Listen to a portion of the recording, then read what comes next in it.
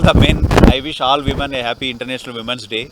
The theme of this year is investing in women and accelerate progress. The right theme.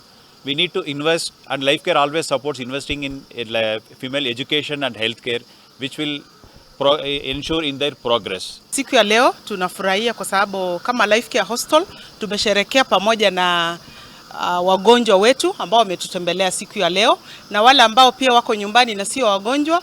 We also celebrate with you. We love you.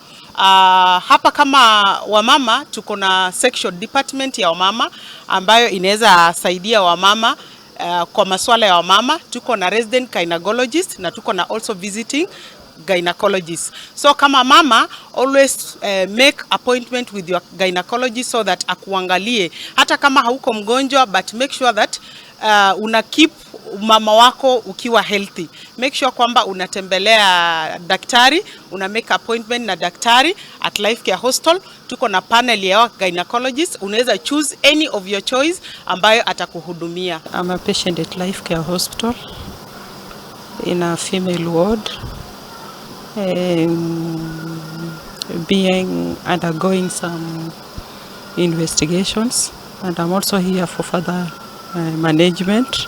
I'm here to represent the female women from the facility on this very specific day of the Women's Day.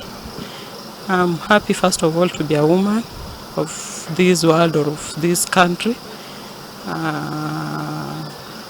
Mainly, I'm here to encourage all the women to be more strong and to be more effective in their daily social lives. Na kurumirira unyihu wa mai matora